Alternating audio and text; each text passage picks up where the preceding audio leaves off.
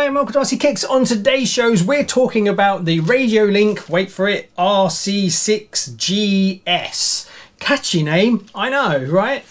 Now, I was asked to do a bit more in-depth review on this one. A lot of people have seen that I went with this when I did my Clogbuster build. If you haven't seen the build for the Clogbuster, I'll put a link up here. Now, the reason I decided to go with this one was it allowed me to do mixing of front and rear because the Clogbuster steers from the front and the rear. So there's a servo and axle at both sides.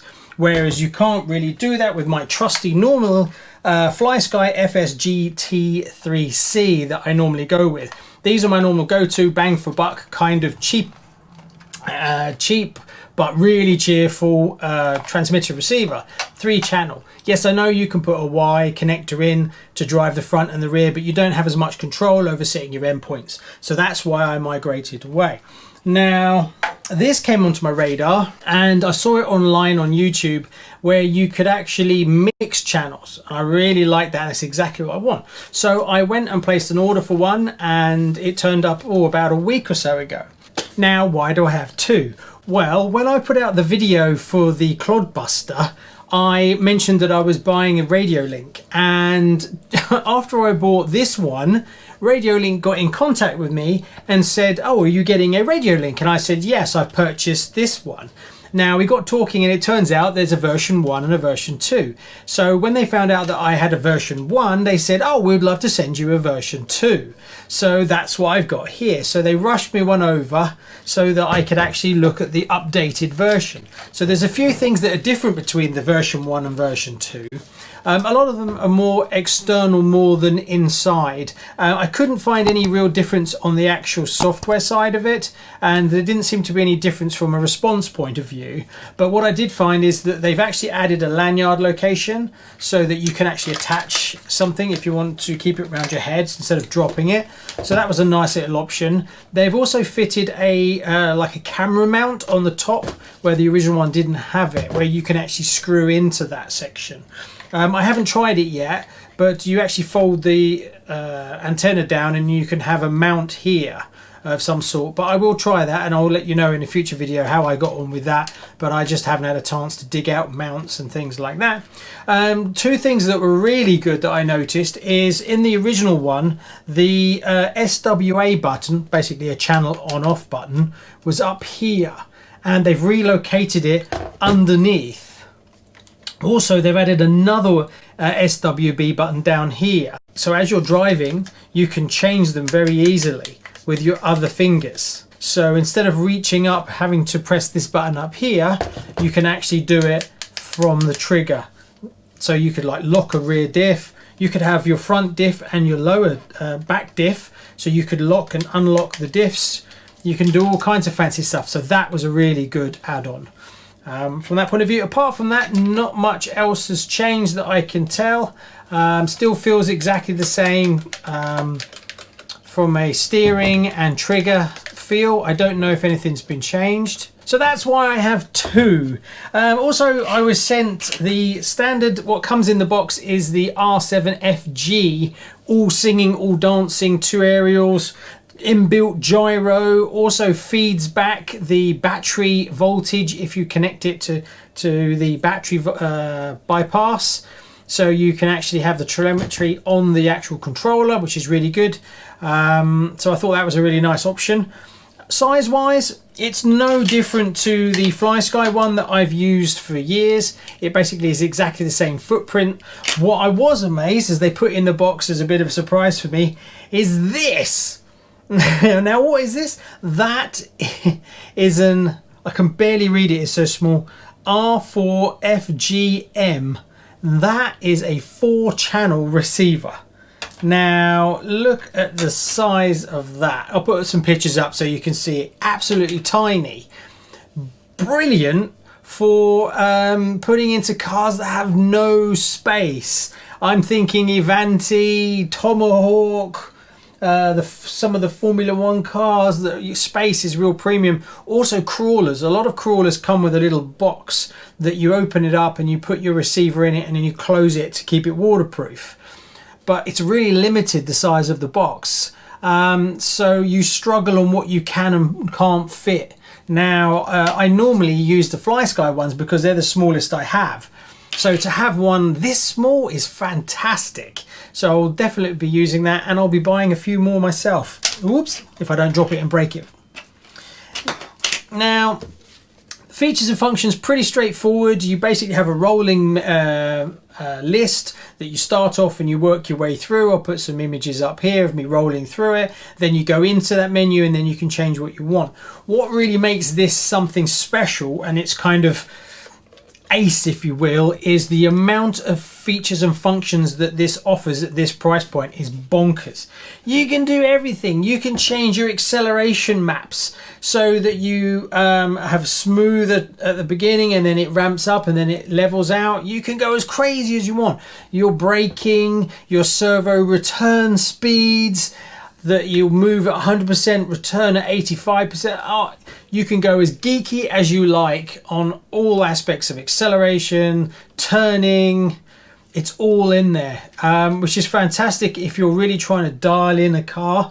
Now, the Clod I found is actually one of those cars. You wouldn't think it, but because it has two motors, it has a lot of power, and it's very easy to flip the car completely backwards. Also, when you slow down, if you stop too quickly, it will roll forward and go over. So having your acceleration and braking set so precisely really helps, because this is a hard body, so it's very easy to damage this, especially if you've got fast servos and you're turning really sharply. You can actually slow down your turning on your steering on your front and rear. Now, you might want to have the front steering slightly faster and the back slower, or the front moves more but the back doesn't turn quite as much. You can set all those in this remote, and that's probably the biggest thing for me, where I moved away from my trusty FlySky remotes. Not that I knock these for their money, these are fantastic. It's just the features and functionality of this versus this is completely different level. So I would really recommend, if you're going to be using a crawler, this is perfect for a crawler. At this kind of budget, you can't really go wrong. The actual fidelity is fantastic, and the signal strength and the signal distance on this is bonkers. I think it's 600 meters. I've got my notes here. Let me just double check. I think the main receiver is 600 meters. Yep, 600 meters, and even the little tiny baby one is 400 meters. Now, I'd like to see someone drive a car at 400 meters, let alone 600 meters. So really, that extra range is for if you're using first-person goggles, or just to give you that guarantee that if you're staying within 100 meters, you know your signal is golden. Another thing with this one is it runs on standard batteries, but you can take the tray out and fit your own LiPo or Life battery in it. I picked up a Life battery for this. I'll put a picture up here and a link here. I haven't received it yet, but I measured it and it looked like it can fit. Now, it was much easier to find a LiPo battery for this than it was for a Life battery, but I prefer the Life batteries in receivers and transmitters. I actually used one in my really old stick radio. Oh, if I can find it in my code stick radio. Oh, see, I actually have a Life battery in there. So these hold so much more power that they just last for ages, and then you can just take it out and charge it.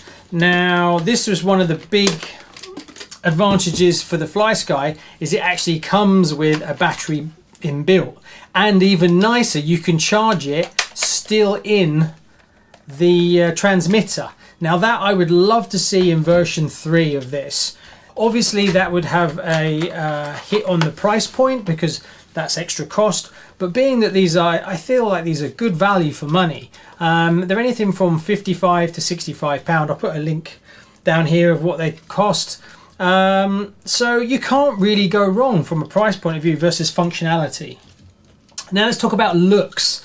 Now, a lot of people, I looked at a few reviews myself, and a lot of people say it looks old-fashioned and it's clunky. Now, I can see where they're coming from. Me personally, I don't mind it too much. I don't mind the colour. Yes, it does. It is a little bit big from a size point of view. From a weight point of view, there's not much in it. Most of the weight is added when you put the batteries in. So if you could put a Life battery in it, you'd have more power and it would be lighter than the AAs, because AAs are really heavy. But overall, it's okay. What I would really like to see in version 3 would be a color screen. Now that would really lift this up with nicer graphics and things like that. But obviously, again, that's pushing the price point of this up and up and up. So obviously they're trying to keep it in a certain price bracket. But you can use this screen perfectly well. It just takes a little bit of time to work through to get used to it, but that's no different. If anything, it's marginally better to use than the FlySky, personally. Hello, welcome to the studio. Oh, thank you, Alexa.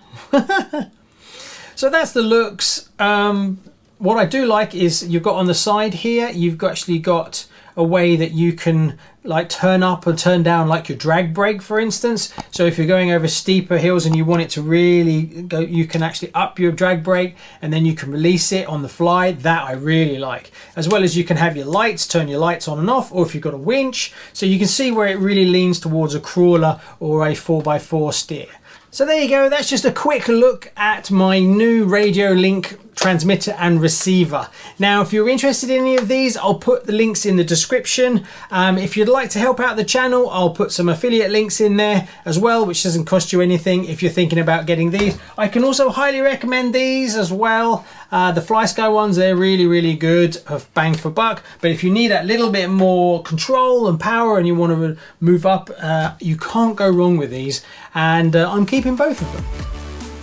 Check out one of these videos for some more RC fun.